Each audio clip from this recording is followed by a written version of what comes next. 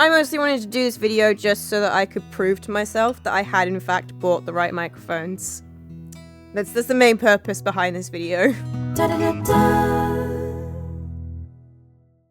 Hi guys, and welcome back to my channel, and if you're new here, then welcome to the chaos. I do all things music related on here, from audio engineering style content to production and songwriting challenges to just talking about music and musician life. Today is another bit of audio engineering style content, as you probably guessed, because I am in the studio. Not my little home studio, but I am in Clubhouse, which is the studio that my friends built that I now occasionally rent out to work in, which is insane. And generally in here, if I'm going to be filming content of any kind, it's probably going to be audio engineering content of some sort. Today, we have a mic shootout for you. Those of you who are not new here will remember that a while back, a few weeks ago, I'm not sure exactly when I'm putting this video up, but a few weeks, maybe a couple of months ago, I got a new pair of microphones that I had been specifically looking for. I had been looking for a pair of pencil condensers, and I had settled on the AKG C451Bs. Da-da-da-da, this sucker. And in the process of making my decision, I watched a lot of mic shootout videos myself. And there were other models that were sort of sitting in my range in terms of the budget I was looking to spend that I might have been considering. I was never going to buy a pair of the Neumanns.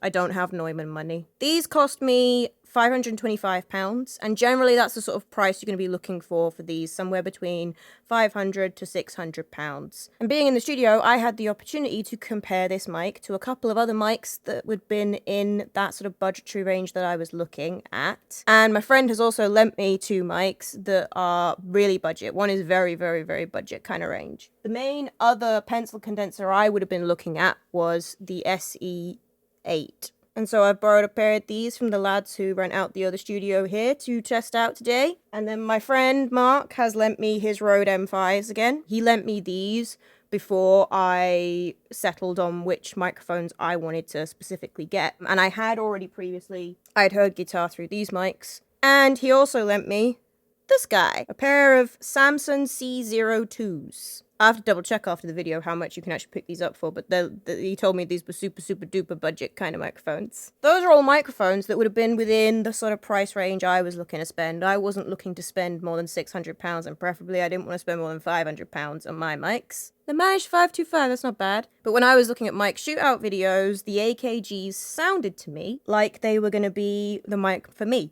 And so far, in the first few tests that I'd done, I was pretty happy with them. But obviously, I hadn't done the key test of directly comparing them to other microphones myself. So I did that today. I have recorded two different types of recording with each of these microphones. The first one is as direct a mic shootout as I could possibly get. I have literally bundled all four mics together as close as I can get them, pointing at the same spot on my acoustic guitar between the 12th and 14th fret, 6 inches from the strings. It was done one take of a recording of one of my songs, just like that. Now, obviously, I can't get it absolutely perfect. You know, there'll be a slight discrepancy in the a couple of the mics will be ever so slightly close to the sound hole, a couple of the mics are ever so slightly further away. There's nothing really I can do about that. Obviously, I can't get them perfectly lined up. But they're close enough together that really the only big difference between each of these recordings should simply be the mic that has recorded them.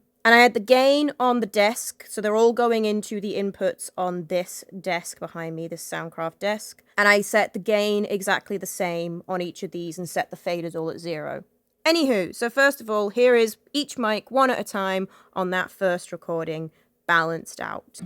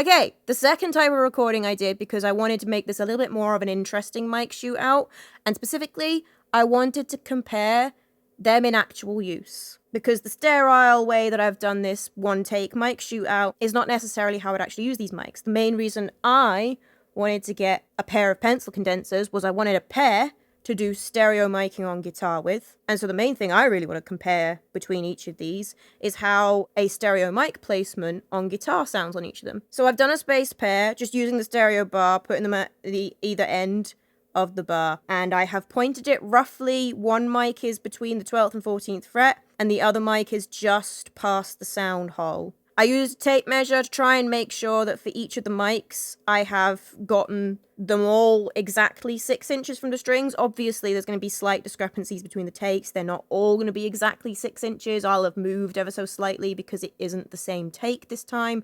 Wouldn't really have been possible for me to stereo mic with all 4 of the mics all at once like that. There was no physical way to do that. So each of these is a different take. This is more of a, here's a feel for how I would actually use them in real life practice. So here's each mic in that setup.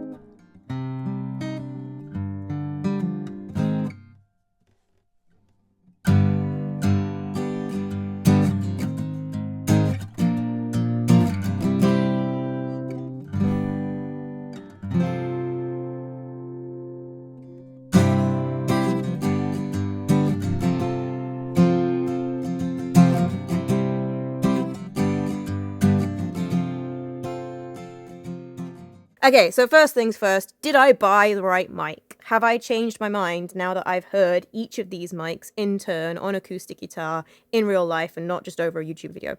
No, I have not. I'm definitely happy that for me and the tone that I was looking to try and find, I've found my acoustic guitar mics. The AKG C451B, that is going to be my go-to for acoustic guitar from now on. In particular for my stuff. I might make the decision to use a different mic on acoustic guitar for somebody else's stuff. And in that situation, the one I'm thinking that I might end up using is the SE8s. I might ask to come in here and borrow the SE8s for a particular project if I'm working on something where I want the acoustic guitar to sound more aggressive. Because in my opinion, the overall tone of both the AKGs and the SE mics, in some ways they're really similar. Like, I don't think one has got more body to it, or one has got more treble to it.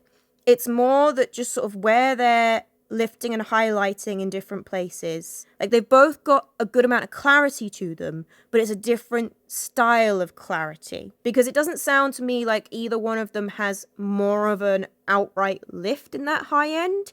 It sounds more like the lift in the high end is in slightly different places. And as such, I think that the SE mics to me sound like they had a bit more attack on this recording, whereas the AKG mics sounded like they had more of that just sort of clean, clear, crisp sound, but it was a bit softer overall, which is what I personally would favor, especially for a lot of the kind of stuff that I put out personally as an artist. But for, like, if I was doing a rock record and I wanted to just mono mic an acoustic guitar because there's an acoustic guitar in there somewhere, I'd probably go for something like the SE mic for that over the AKGs, because that sort of soft, warm, but clear feel that we're getting from the AKGs wouldn't necessarily be what I'd be going for. I'd probably be going for something that hits a bit harder there. I'm not talking about the other two mics at all at the moment, am I? Main reason being, I don't think I would personally ever need to borrow these for any reason other than for this mic shootout video. Now that I've done this, I don't feel the need to reach for these mics ever again. I don't think there's anything horribly wrong with them, although I'll be honest, I really dislike the tone of these, especially on my guitar. I didn't like these in the mono mic comparison, and I really didn't like them when I stereo mic'd. I was actually quite impressed with this little Samson one. Again, in the mono miking, it sounded really thin.